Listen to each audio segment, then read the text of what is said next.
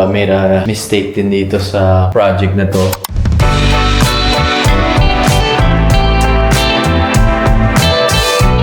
What's up guys? On my way right now para puntahan yung lead ko for today. And then later on today, I'm going to have lunch with RC. You guys know RC. Tapos papakita ko sa kanya yung Woodhaven project natin.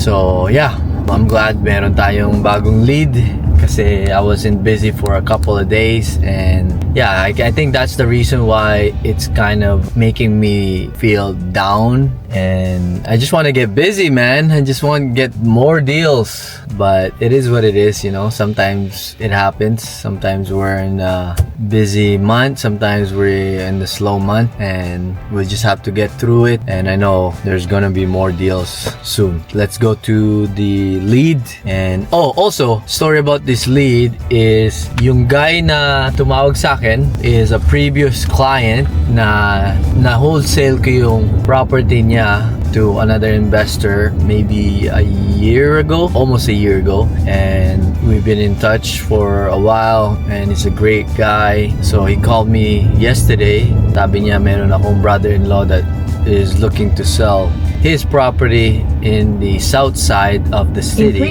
which is a great area in Winnipeg. So sabi ko, sige, tingnan ko, and hopefully we could strike a deal with him and his brother-in-law. So yeah, let's go. Just got here. Dito na din yung seller natin. Well, brother-in-law ng seller.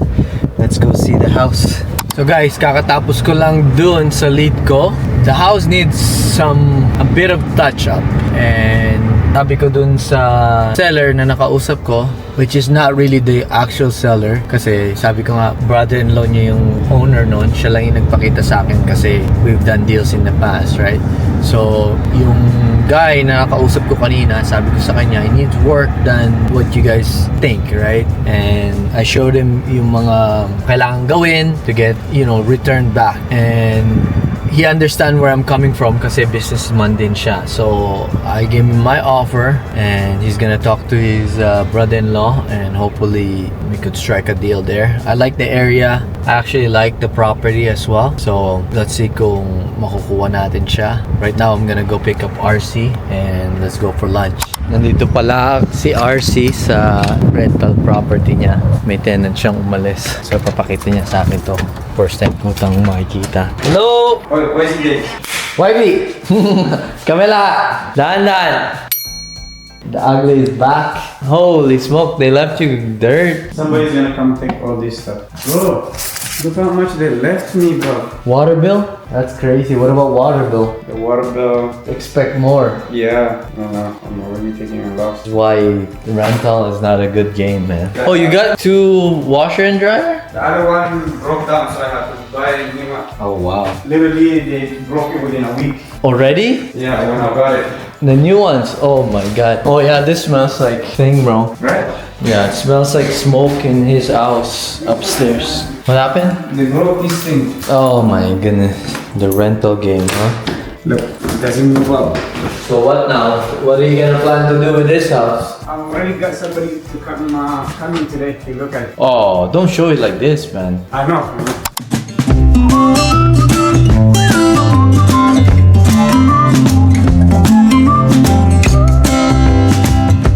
So guys, itong pagkain ng Ethiopian food, kailangan mong kamain this.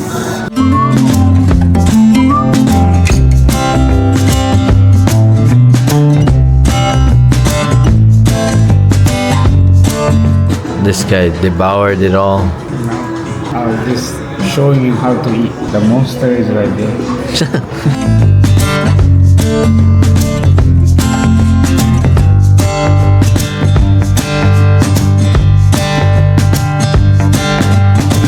Guys, kakababa lang ni RC. Hindi na siya sumama dun sa Project Woodhaven natin kasi inaasikaso niya yung rental niya. Yung tenant niya nag-move out and nag-iwan ng maraming gamit, and it's just a headache. So he's dealing with that right now. Kaya hindi na siya sumama. But yeah, I'm going to Project Woodhaven right now. Guys, I just left Project Woodhaven and hindi ko na video yung bahay kasi I was talking to my partner and it's looking good. It's supposed to be done by Friday and it's gonna get staged by Friday. So, sorry, hindi ko napakita sa inyo. Pero babalik ako this weekend para pakita sa family ko.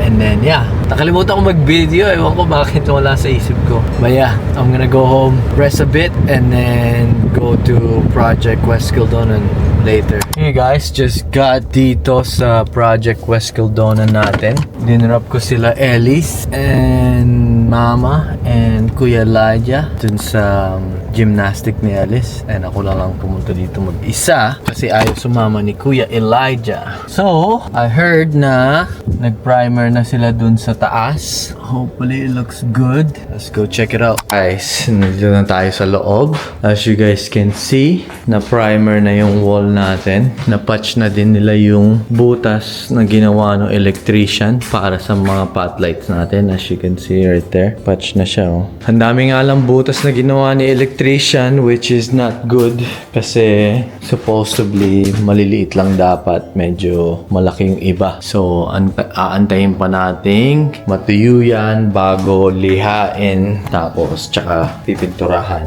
Dito sa basement, mag-patch na din sila. Pa-primer din sila dito. So, this project is coming along. Sabi nung kitchen guy ko, 19 daw dadating yung mga cabinets natin dito. Hopefully, by then, tapos na lahat ng patching and napinturahan na din. Hopefully. Hindi mo rin kasi masabi. Pakita ko din sa inyo yung taas. May tinitingnan kasi ako dito. Taas, tingnan natin.